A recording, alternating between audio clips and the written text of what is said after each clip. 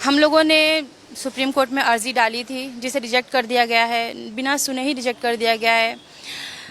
हम लोगों ने हमेशा ही सरकार की तरफ से एक मदद चाहने की कोशिश की है, जिसे हमेशा ही नकारा गया है। मुझे समझ नहीं आता कि हमारे साथ इतना नाइंसाफ़ी क्यों हो रहा है। अंग्रेज जब थे उन्होंने बहादुर शाह के साथ क्या नहीं किया ये सभी जानते हैं। उनके बेटों को मार दिया गया, उनके बेटों को सर काट के उनके सामने पेश किया गया, उनके बाकी लोगों को भी ख़त्म कर दिया गया, उन्हें खुद इस देश से निकाल दिया गया। वो हमेशा मरते दम तक चाहते थे इस देश में वापस आना, पर वो नहीं कर पाए, उनसे नहीं हो पाया। उन्हें ऐसे करने नहीं दिया।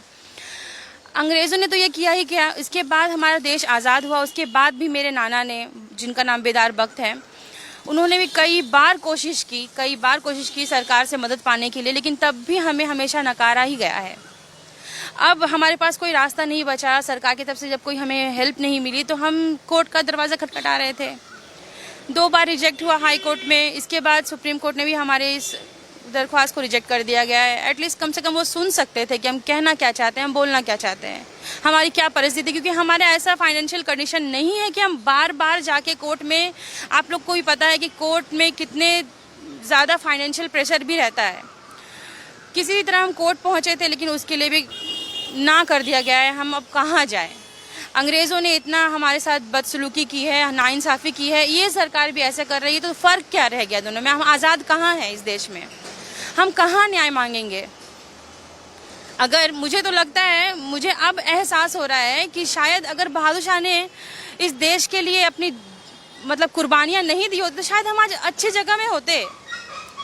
हमारे पूर्वज शाह आलम को तो कई लाखों रुपए उनको पेंशन मिल रही थी ना, तो फिर क्यों बहादुर शाह ने अपने देश के बारे में सोचा, देश के लोगों के बारे में सोचा, जो आज वही देश हमारे बारे में नहीं सोच रहा है।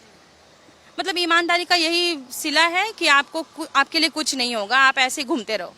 हाई कोर्ट और सुप्रीम कोर्ट से तो मुझे हाई कोर्ट का पता नहीं, लेकिन मुझे सुप्रीम कोर्ट से बहुत बहुत ज़्यादा उम्मीद थी। मुझे लगा था कि शायद न्यायपालिका में हमारे लिए न्याय होगा, मुझे बहुत ज़्यादा उम्मीद थी। लेकिन जब डिसमिस हो गया ना, तो मुझे बहुत बहुत ज़्यादा तकलीफ हो रही है कि अब हम कहाँ जाएंगे। क्योंकि आगे का रास्ता मुझे नहीं समझ में आ रहा है कि हम कहाँ जाएंगे। क्योंकि हमारे पास इतना फाइनेंशियली हम स्ट्रांग नहीं है, ना ही हमारा बैकग्राउंड कोई सपोर्ट है इतना कि हमारे लिए कोई कुछ कर सके। बहुत ज़्यादा परेशान हो गई हूँ मैं। मेरी नानी सुल्ताना बेगम, वो तो और भी ज़्यादा परेशान है। हम कहाँ जाएंगे, उनको समझ में नहीं आता है कि आगे क्या करना है, कोई रास्ता नहीं दिख रहा है। अगर उच्च न्यायालय भी अगर हमारे साथ ऐसा कर देती है, हमारी बातों को सुनना तक मुनासिब नहीं समझती है, तो मैं कहाँ जाऊँ, मुझे समझ में नहीं आता है। मेरा नाम रोशन आरा है, मैं सुल्ताना जी की नवासी हूँ। उन्होंने ही मुझे पाला पोसा है और उनका सारा जो थोड़ा बहुत भी काम वगैरह है मैं ही देखती हूँ।